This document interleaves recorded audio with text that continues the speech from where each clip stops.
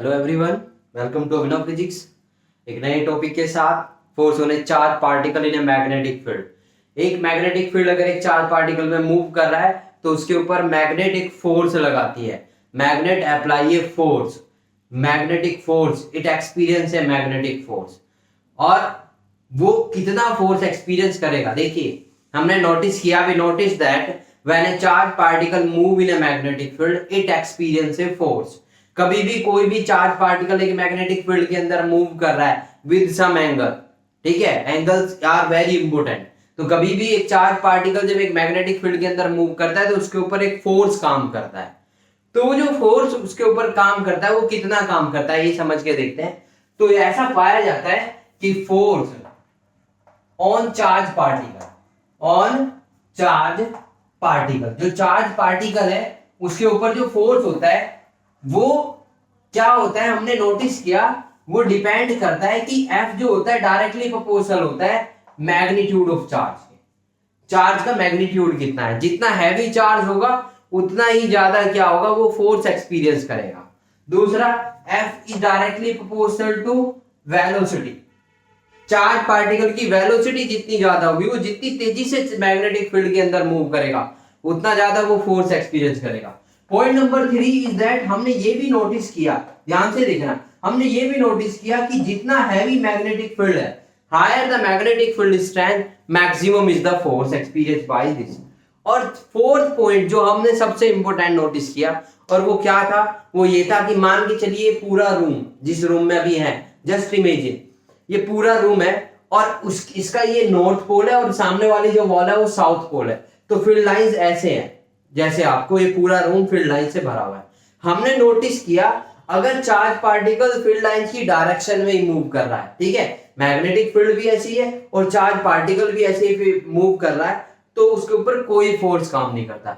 और हमने फिर देखा कि अगर वो 90 डिग्री के एंगल पे एंट्री करता है, मैग्नेटिक फील्ड लाइंस ऐसे है और वो ऐसे एंट्री कर रहा है एग्जैक्ट 90 डिग्री के एंगल पे, तो उस समय सबसे ज्यादा फोर्स काम कर रहा है। लेकिन 0 डिग्री एंगल पे, 0 डिग्री एंगल किस किस के बीच में देखना है, ये सबसे इंपॉर्टेंट बात है। एंगल देखा जाता है वेलोसिटी के ऊपर बीच में और मैग्नेटिक फील्ड के बीच में। अगर मैग्नेटिक फील्ड, और हमने नोटिस किया मैग्नेटिक फील्ड के और वेलोसिटी के बीच में चार्ज पार्टिकल जैसी एंट्री करता है, अगर उसके बीच में एंगल हमारा कितना है, 0 डिग्री है या 180 डिग्री है। मान के चलिए मैग्नेटिक फील्ड ऐसे है, ये नॉर्थ पोल है, सामने वाले साउथ पोल है और चार्ज पार्टिकल उसके पैरेलल में ही मूव कर रहा है, ठीक है, मतलब ये मैग्नेटिक फील्ड है, इसी डायरेक्शन में क्या है, चार्ज पार्टिकल ऐसे आता है, ठीक है। तो क्या होगा, ये कोई फोर्स एक्सपीरियंस नहीं करता, इस पे कोई फोर्स लगता ही नहीं है। और इनफैक्ट अगर इसके अपोजिट आ रहा है तो भी नहीं लग रहा है। तो इससे क्या प्रूव हो रहा है कि जो एंगल है जिसके ऊपर ये डिपेंड करना चाहिए वो साइन थीटा है, ना कि कोस थीटा। क्यों, उसका रीजन है, उसका रीजन ये है कि साइन 0 डिग्री पे वैल्यू 0 हो जाती है, और क्योंकि जब theta is equal to 0 degree है तो वो कोई फोर्स एक्सपीरियंस नहीं कर रहा। तो इससे ये बात प्रूव हो जाती है कि जो force experience by the charge particle है वो उसके मैग्नीट्यूड, चार्ज के ऊपर डिपेंड करता है, वेलोसिटी के ऊपर डिपेंड करता है, मैग्नेटिक फील्ड। और सबसे थर्ड पॉइंट जो है वो है साइन थीटा के ऊपर, क्योंकि अगर वो पैरेलल एंट्री कर रहा है तो theta is equal to 0 degree और साइन 0 की वैल्यू 0 होती है। तो हमने नोटिस किया जो फोर्स होता है वो, third point is force is directly proportional to sine theta. ये सारे फैक्टर जो होते हैं, ये अकेला फोर्स इन सब के ऊपर, charge, velocity, magnetic field and theta, ये अकेला फोर्स इन सब के ऊपर डिपेंड कर रहा है। तो अब जब एक ही चीज बहुत सारी चीजों के डायरेक्टली प्रोपोर्शनल हो तो उन सब का प्रोडक्ट भी उस अकेले के डायरेक्टली प्रोपोर्शनल होता है। तो मैं इसको ये लिख सकता हूं कि F is directly proportional to QVB sin theta.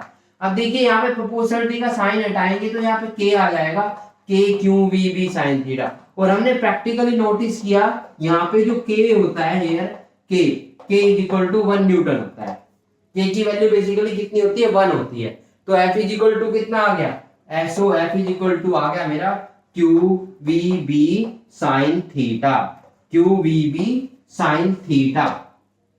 F is equal to QVB sin theta. This is the force experienced by the charge particle when it is moving in a magnetic field. एक magnetic field के अंदर जब charge particle move करता है तो उसके ऊपर ये फोर्स काम करता है। अब इसको थोड़ा सा और ब्रॉड फॉर्म में समझते हैं।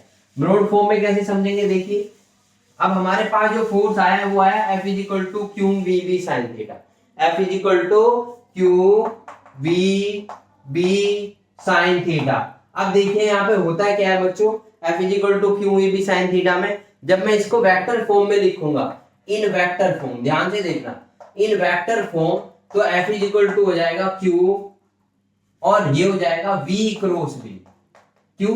क्योंकि हमें पता है velocity is a vector quantity, magnetic field is a vector quantity, और ये साइन थीटा है, तो इसका मतलब क्या हुआ कि ये जो मैग्नेटिक फोर्स है it is equal to the cross product of B and V, cross product of B and V।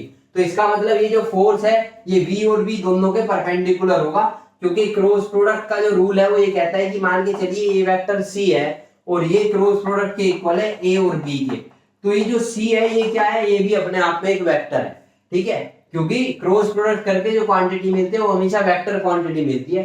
तो ये जो C होगा ना वो A और B दोनों के क्या होगा, परपेंडिकुलर होगा, A और B दोनों के परपेंडिकुलर होगा। जैसे कि जब हम I क्रॉस J करते हैं तो वो K होता है, क्यों होता है I cross J equal to K, उसका रीजन यही है क्योंकि अकेला K, I का मतलब X डायरेक्शन और Y का J का मतलब Y डायरेक्शन, तो जब हम x और y डायरेक्शन का क्रॉस प्रोडक्ट करेंगे तो x और y दोनों के जो परपेंडिकुलर डायरेक्शन है वो क्या है, z डायरेक्शन है, ठीक है। तो इसीलिए इससे आप समझ गए होंगे कि क्यों। तो ये जो हमारा फोर्स होगा, ये force it will be perpendicular to both v and v, तो F जो होगा वो F will be perpendicular to both v and v, ये दोनों के परपेंडिकुलर होता है। अब आगे चलते हैं, नेक्स्ट पॉइंट पे आगे चलते हैं। जो फोर्स है F मैक्सिमम होगा, ध्यान से देखना, F मैक्सिमम होगा when theta is equal to 90 degree. क्यों? क्योंकि साइन थीटा की वैल्यू के ऊपर डिपेंड कर रहा है। अगर मान के चलिए एक पार्टिकल है, उसकी वेलोसिटी फिक्स है, उसका चार्ज फिक्स है, b की वैल्यू फिक्स है, लेकिन जो फोर्स है ना उसकी वैल्यू अलग अलग एंगल पे अलग अलग होगी, और 90 डिग्री पे मैक्सिमम होगी और 0 डिग्री पे क्या होगी, 0 होगी, और मिनिमम क्या होगी, F मिनिमम कितना होगा, 0 और कितने डिग्री के एंगल पे, एट थीटा 0 डिग्री या 180 डिग्री। 0 डिग्री का मतलब होता है पैरेलल और 180 डिग्री का मतलब होता है anti parallel, opposite to each other, ठीक है। मान के चलिए मैग्नेटिक फील्ड ऐसे है, इस रूम में भरा हुआ है, ये नॉर्थ पोल है वो साउथ पोल है, और ये चार्ज पार्टिकल उधर से ऐसे भागता हुआ आ रहा है, और मैग्नेटिक फोर्स सबसे ज्यादा ऐसे होगा जब ये ऐसे एंट्री करेगा, ऐसे परपेंडिकुलरली, उस समय सबसे ज्यादा होगा, ठीक है। तो इससे ये बात प्रूव हो जाती है। और देखिए एक बात और, अब आगे चलते हैं, तो इसका मतलब अगर वेलोसिटी पैरेलल है, ध्यान से सुनना, अगर velocity parallel to magnetic field है, मैग्नेटिक फोर्स 0 होगा, और अगर वेलोसिटी 90 डिग्री के एंगल पे है तो उस समय सबसे ज्यादा होगा, मैग्नेटिक फोर्स उस समय सबसे ज्यादा होगा। अब थोड़ा सा आगे चलते हैं और 2-3 चीजें हैं उनको समझते हैं। देखिए तो ये 0 होगा when theta is equal to 180 degree. अब आगे समझते हैं, और ये जो डायग्राम है ये यही बनाया हुआ था, ये मैग्नेटिक फील्ड था, ये चार्ज पार्टिकल ऐसे एंट्री करता है मेकिंग सम एंगल थीटा, तो देखिए B और V दोनों के परपेंडिकुलर ये, तो फोर्स की डायरेक्शन जो आ रही थी, द डायरेक्शन ऑफ फोर्स जो थी वो ये थी, क्योंकि ये जो फोर्स है B और V दोनों के परपेंडिकुलर है। और फोर्स की डायरेक्शन निकालने का सबसे आसान तरीका क्या है, वेलोसिटी की डायरेक्शन में अपनी फिंगर रखो, B की तरफ घुमा दो, thumb give the direction, simple सा रूल है, right hand thumb rule. Cross product निकालना है कभी, C is equal to A cross B है, अगर C is equal to A cross B, तो कुछ नहीं करना है, जहां भी वेक्टर A है वहां पे अपनी फिंगर्स को रखो और वेक्टर B की तरफ घुमा दो, तो thumb give the direction of the value of C और द वेक्टर C। अब आगे चलते हैं, देखते हैं ध्यान से। अब आपको एक बात और ध्यान रखनी है, और वो ये है कि जो F इज इक्वल टू आया है, ये आया Q V क्रॉस B। अब आपको एक चीज का और ध्यान रखना है कि जहां कहीं भी whenever there is a cross product, जहां कहीं भी क्रॉस प्रोडक्ट होगा चीजें सर्कुलर पाथ में घूमने लगती हैं, क्योंकि क्रॉस प्रोडक्ट हमेशा रोटेशनल इफेक्ट देता है और डॉट प्रोडक्ट हमेशा लीनियर इफेक्ट देता है, ठीक है। और क्रॉस प्रोडक्ट होगा तो चीजें घूमने लगेंगी, और जब चीजें घूमती है तो उसकी 2 डायरेक्शन होती है, एक क्लॉकवाइज और एक anticlockwise, one is clockwise other is anticlockwise. तो चार्ज पार्टिकल घूमने लगेगा ऐसे, चार्ज पार्टिकल ऐसे। अब देखिए एक सीन समझ के देखते हैं और ध्यान से सुनना। देखिए मैग्नेटिक फील्ड जो है, हम जब काम करते हैं, काम करते हैं, पेपर के ऊपर काम करते हैं। तो मैग्नेटिक फील्ड जो है वो पेपर के अंदर दो डायरेक्शन में होगा, या तो मैग्नेटिक फील्ड आपके लिए बाहर की तरफ को आ रहा होगा या आपसे अंदर की तरफ को जा रहा होगा। मैग्नेटिक फील्ड की जो डायरेक्शन दी जाती है वो ऐसे दी जाती है पेपर के ऊपर, outward the normal to the plane और inward to the normal to the plane. ठीक है, पेपर के अंदर की तरफ या बाहर की तरफ। ध्यान से सुनना, मान के चलिए ये आपका बोर्ड जो है ये पेपर है और मैग्नेटिक फील्ड आपके लिए बाहर की तरफ आ रहा है, तो इसका मतलब इस पेपर के पीछे कहीं नॉर्थ पोल रखा हुआ है और आपके पीछे साउथ पोल है। जैसे मैं ऐसे ऑब्जर्व कर रहा हूं तो यहाँ पे नॉर्थ पोल रखा हुआ है और आपके पीछे साउथ पोल रखा हुआ है, तो ये नॉर्थ पोल है और साउथ पोल है और फील्ड लाइंस आपके लिए से बाहर की तरफ आ रही है। ऐसे ही अगर मान के चलिए उस तरफ जो है नॉर्थ पोल रखा हुआ है और ये साउथ पोल है, तो फील्ड लाइंस ऐसे अंदर की तरफ आ रही है, अंदर की तरफ ऐसे टुवर्ड्स यू। चलो अब आगे चलते हैं और करते हैं टॉपिक को और समझते हैं। देखिए, अगर मैग्नेटिक फील्ड, ध्यान से सुनना, अगर मैग्नेटिक फील्ड इनवर्ड है, इनवर्ड मैग्नेटिक फील्ड है, तो इनवर्ड मैग्नेटिक फील्ड को जो है रिप्रेजेंट किया जाता है क्रॉस से, ऐसे क्रॉस, क्रॉस से। इसका मतलब ये है कि ये जो बोर्ड है इसके पीछे नॉर्थ पोल रखा हुआ है और वहां साउथ पोल रखा हुआ है, नहीं सॉरी, इस तरफ साउथ पोल है और उस तरफ नॉर्थ पोल, और फील्ड लाइंस वहां से शुरू होकर इसके अंदर घुस रही। ठीक है, नॉर्थ पोल, यहां साउथ पोल है इस बोर्ड के पीछे और वहां नॉर्थ पोल है और फील्ड लाइंस ऐसे आ रही है और ये जो कमरा बीच में खाली है। ठीक है, तो देखिए क्या होगा, ये कुछ सीन ऐसा होगा। ठीक है, तो इसको हम रिप्रेजेंट करेंगे ऐसे क्रॉस से। ठीक है, तो इनवर्ड मैग्नेटिक फील्ड ऐसे रिप्रेजेंट किया जाता है और आउटवर्ड जो मैग्नेटिक फील्ड होता है, आउटवर्ड मैग्नेटिक फील्ड, उसको रिप्रेजेंट कैसे किया जाता है, डॉट से। ऐसे डॉट लगा देते हैं पेपर पे और पेपर बता देता है कि यहाँ पे जो मैग्नेटिक फील्ड है ये आपसे बाहर की तरफ को आ रहा है। तो इसका मतलब ये जो बोर्ड है इसके सामने, इसके पीछे जो है नॉर्थ पोल रखा हुआ है और आपके पीछे south pole, field line north pole से साउथ पोल की तरफ ऐसे जा रही है और आप इस कमरे के अंदर है और सब कुछ इमेजिन कर रहे हैं इस कमरे के अंदर, वही सीन हो रहा है। तो एक नॉर्थ पोल हो गया, एक साउथ पोल हो गया। एक तो ये होती है मैग्नेटिक फील्ड की डायरेक्शन निकालने का तरीका। और जब हम प्लेन ऑफ द पेपर के ऊपर काम करते हैं, when we are working on the plane of the paper, तब हम कहते हैं कि मैग्नेटिक फील्ड या तो इनवर्ड टू द प्लेन है या आउटवर्ड, मतलब पेपर के अंदर की तरफ है या पेपर से बाहर की तरफ है। अब देखना ध्यान से, तो अब क्या होगा, ये इसका रिप्रेजेंटेशन है। अब देखना, और टॉपिक क्या है ये समझाता हूं। देखिए, मान के चलिए ये मैग्नेटिक फील्ड है,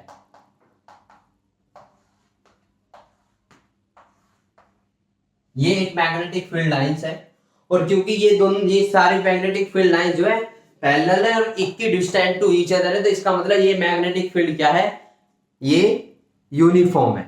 तो हो क्या रहा है, मान के चलिए एक चार्ज पार्टिकल है जो इस मैग्नेटिक फील्ड के अंदर ऐसे एंट्री करता है ओब्लिकली, ध्यान से देखना ओब्लिकली, और इनके बीच में ये जो एंगल है वो कितना है, थीटा।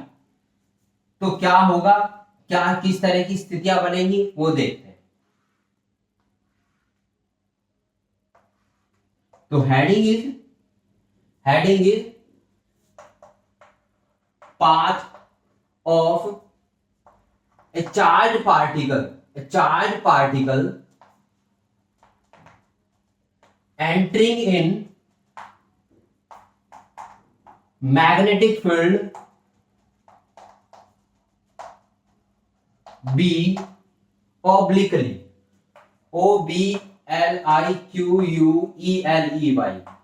obliquely, obliquely का मतलब होता है कुछ एंगल बनाते हुए।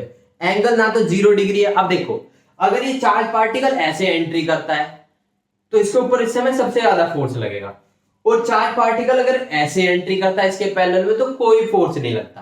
तो ना तो चार्ज पार्टिकल 90 डिग्री के एंगल पे एंट्री कर रहा है और ना ही चार्ज पार्टिकल क्या है, 0 डिग्री के एंगल पे एंट्री कर रहा है। चार्ज पार्टिकल कैसे एंट्री कर रहा है, ऐसे एक एंगल ऐसे बनाते हुए एंट्री कर रहा है। तो यहाँ पे जो वेलोसिटी है, वेलोसिटी जो है, इसको एक काम करते हैं, इसको दो टुकड़े कर लेते हैं, क्योंकि हमने पढ़ा है कि एक वेक्टर के दो टुकड़े किए जाते हैं और इस तरीके से किए जाते हैं कि वो दोनों टुकड़े ना एक दूसरे के साथ 90 डिग्री के एंगल, और ऐसा कर सकते हैं वेक्टर के साथ। जैसे मान के चलिए ये कोई भी वेक्टर आर है, इसके दो टुकड़े कर लो, मान के चलिए ये हॉरिजॉन्टल कंपोनेंट बोलेंगे इसको, ये होगा आर कोस थीटा और ये वाला कंपोनेंट होगा आर साइन थीटा। अब ये मान के ये अपने आप में एक अलग वेक्टर है और ये अपने आप में अलग वेक्टर है, अब इसको भूल जाओ, ठीक है। और जिस किसी को भी ये कंटेंट समझना है वो मेरा vector law of vector addition का कंटेंट पढ़ा हुआ है 11th क्लास के लिए मैंने अपलोड किया हुआ है, उस पर आप आसानी से समझ सकते हैं कि कैसे हम एक वेक्टर को रिजोल्व करते हैं, पूरा वेक्टर। अगर आप 12th क्लास को अच्छे से समझना चाहते हैं तो आपको हमेशा ध्यान रखना है कि वेक्टर कैसे करता है काम, या वेक्टर होता क्या है। आपको इंटीग्रेशन का अच्छे से पता हो, आपको डिफरेंशिएशन, और ये सारे लेक्चर मैं पहले ही अपलोड कर चुका हूं। मेरा एक इंटीग्रेशन और डिफरेंशिएशन पे लेक्चर है, special lecture on understanding of differentiation and integration, differentiation और इंटीग्रेशन के, और ऐसे ही वेक्टर के ऊपर है। तो अब इसे समझते हैं। तो ये जो वेलोसिटी है इसके दो टुकड़े कर लेते हैं, एक टुकड़ा होगा v cos थीटा और ये जो, और एक टुकड़ा होगा ऐसे v sin theta, v sin theta. ध्यान से देखो, तो अब आप इस वेलोसिटी को भूल जाओ।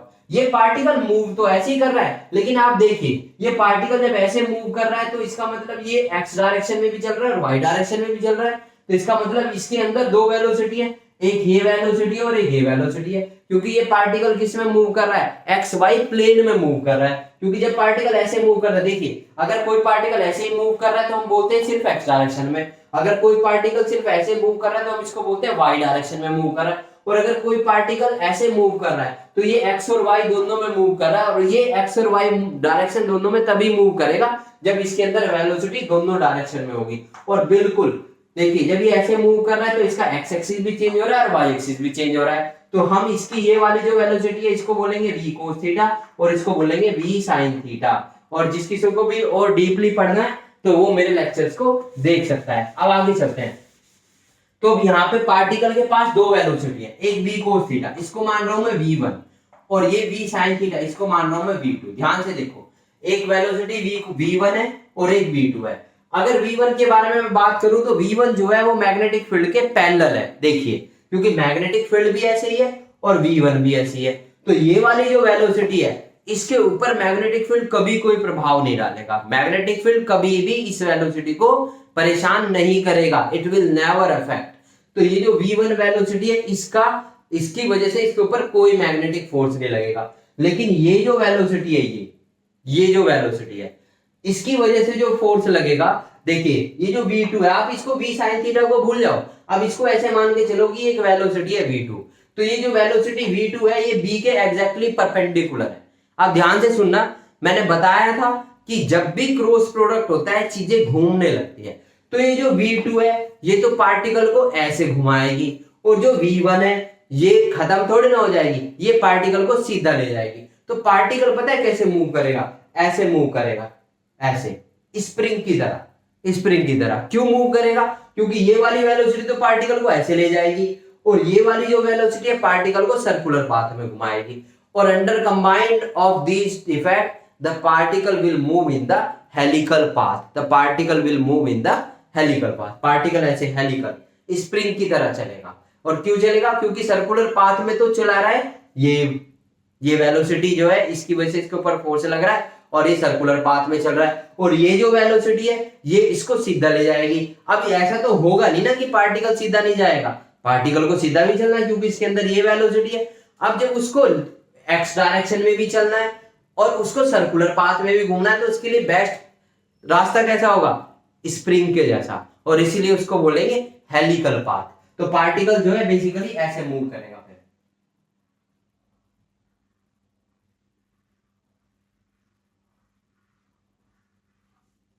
And this is called helical path. और क्यों होगा, क्योंकि v1 जो है वो इसको ऐसे ले जाने की कोशिश करेगी और v2 जो है इसकी वजह से ये सर्कुलर पाथ में, कैसे भी अगर v1 जीरो हो जाए, ध्यान से सुनना, अगर v1 जीरो हो जाए, और ये कब होगा, जब ये पार्टिकल ऐसे एंट्री ना करके ऐसे एंट्री करता, तो v1 देखो ना थीटा है, अगर ये ऐसे एंट्री ना करके ऐसे एंट्री करता तो थीटा 90 डिग्री, तो cos थीटा की वैल्यू 0, तब पार्टिकल सिर्फ एक ही जगह ऐसे सर्कुलर पाथ में घूम रहा होता।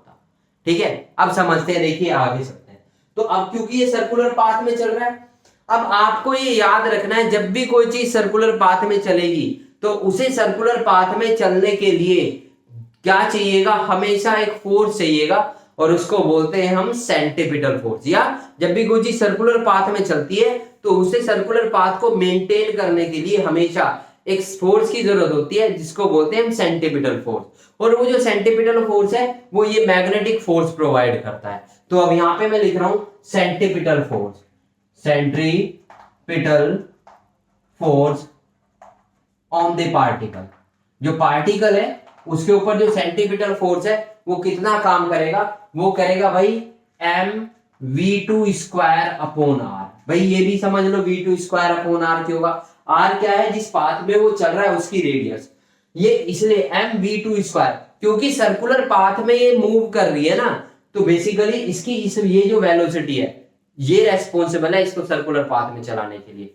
इसलिए सेंट्रीपिटल फोर्स का फॉर्मूला होता है mv2 अपॉन आर। और यहाँ पे v जो जो इसको सर्कुलर पाथ में घुमा रहा है वो v2, तो mv2 अपॉन आर। और ये किसके इक्वल होगा, ये होगा q into v2 into b, q into v2 into b. mv2 upon mv2 upon r is equal to q into v2 into b. अब देखिए इससे ये कट हो जाएगा तो ये क्या बन जाएगा v2, तो m v2 upon r is equal to q into b. अब देखिए आपको एक फॉर्मूला याद रखना है। देखिए दो तरह की वेलोसिटी होती है, एक लीनियर वेलोसिटी होती है v और एक होती है एंगुलर वेलोसिटी, उसको बोलते हैं ओमेगा। लीनियर वेलोसिटी और एंगुलर वेलोसिटी, और उसमें एक रिलेशन होता है, जैसे लीनियर वेलोसिटी होती है dx अपॉन dt, ऐसी एंगुलर वेलोसिटी होती है omega is equal to d theta upon dt। और इन दोनों वेलोसिटी में एक रिलेशन होता है v is equal to r omega, v is equal to r omega, v is equal to r omega. तो ओमेगा इज इक्वल टू क्या होगा v upon r. तो यहाँ पे v upon r, v2 upon r कितना हो गया omega.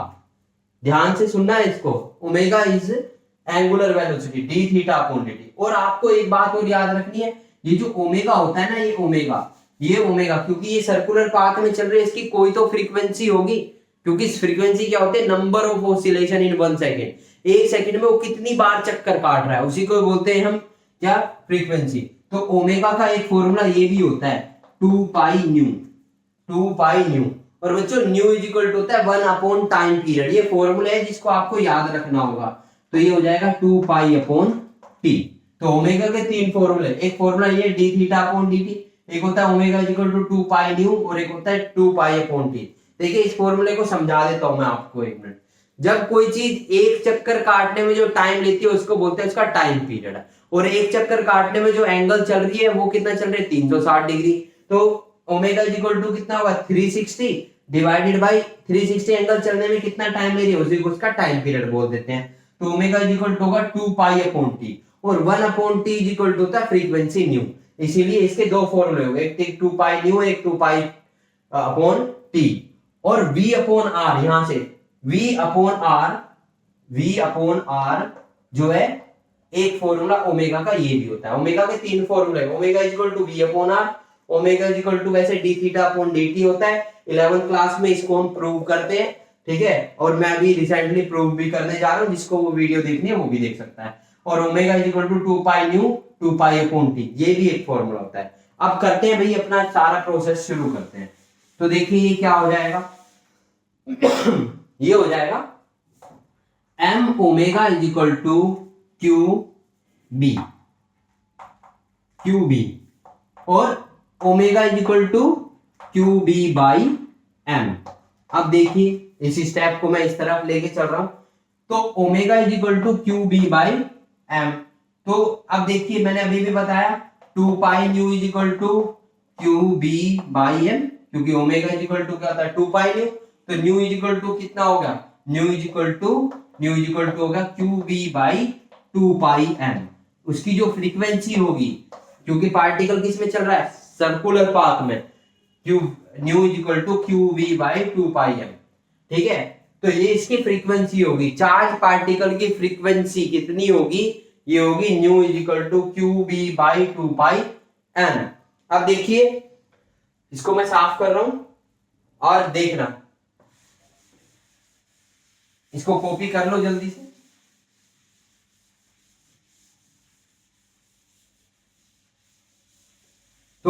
हमें जो फ्रीक्वेंसी मिली है चार्ज पार्टिकल की nu is equal to q b by 2πm। और अगर मैं इसके टाइम पीरियड की बात करूं, मतलब एक चक्कर लगाने में कितना समय लेगा वो टाइम पीरियड एक चक्कर लगाने में, तो t इज इक्वल टू होता है 1/न्यू, और न्यू इज इक्वल टू क्या है क्यू बी बाई 2πm, तो ये हो जाएगा 2πm/QB। और अगर आप देख रहे हो तो टाइम पीरियड हो या फ्रीक्वेंसी हो, इसमें से कोई भी एक सिंगल वन भी है ना पार्टिकल के वेलोसिटी के ऊपर डिपेंड ही नहीं कर रही। तो यहां पे मैं लिख देता हूं नोट करके, नोट नाइदर न्यू और T depends upon the velocity.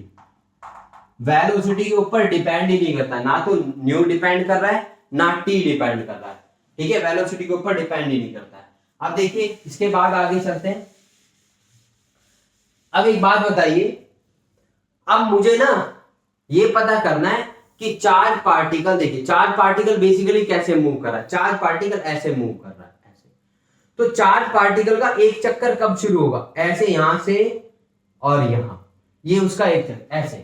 देखिए मान के चलिए चार्ज पार्टिकल यहां से मूव करना शुरू करता है, तो इसका एक चक्कर यहां ऐसे, यहां तक इसने एक चक्कर, क्योंकि जब आप इस पोर्शन को वापस उठा के लाओगे तभी तो एक सर्कल बनेगा। अब वो प्योर सर्कुलर पाथ में तो चल नहीं रहा है, वो तो ऐसे चल रहा है, तो जब आप इसको मिलाओगे वापस तभी तो एक पूरा सर्कल बनेगा। तो जितनी देर में वो एक चक्कर लगा रहा है उतनी देर में वो कितनी दूरी तय कर रहा है उसको समझते हैं, ठीक है। जितनी देर में वो एक चक्कर लगा रहा है उतनी देर में वो कितनी दूरी तय कर रहा है। तो मैं यहाँ पे लिख रहा हूं linear distance travelled by particle अपनी इनिशियल पोजीशन से कितनी दूर जाएगा जब तक वो एक बार अपना चक्कर पूरा करेगा, क्योंकि वो ऐसे घूम रहा है, it is rotating like this ऐसे। तो कितने दूरी तय करेगा ये समझते हैं भाई, डिस्टेंस ट्रेवल। तो distance travel s is equal to होगा, वेलोसिटी कितनी है x डायरेक्शन में v1, और टाइम कितना लग रहा है एक चक्कर में कैपिटल T। तो ये कितना हो गया, ये हो गया मेरा v1 इज इक्वल टू, याद करो v cos theta into time period कितना आया था अभी 2πm/QB। इतना टाइम लगेगा या इतनी दूरी ये तय कर लेगा, मतलब पार्टिकल जैसे ही मैग्नेटिक फील्ड के अंदर घुसा है वो बेसिकली ऐसे भी घूम रहा है और सीधा भी चल रहा है, तो दोनों को मेंटेन करने के लिए वो ऐसे हेलिकल पाथ में चलेगा।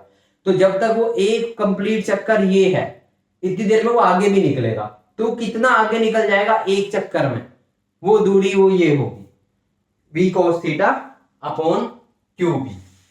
अब देखिए आगे चलते हैं। तो इस तरीके से हम चार्ज पार्टिकल की फ्रीक्वेंसी भी निकाल सकते हैं और उसकी वेवलेंथ उसका टाइम पीरियड भी निकाल सकते हैं। So this is the end of the video. In the next coming lecture we are going to discuss the Lorentz force. Lorentz force पढ़ेंगे हम, उसके बाद हम पढ़ेंगे लोरेंज फोर्स के बाद हम एक दो क्वेश्चन करेंगे जिससे कि आपको कॉन्सेप्ट थोड़ा सा क्लियर हो। So have a nice day, thank you.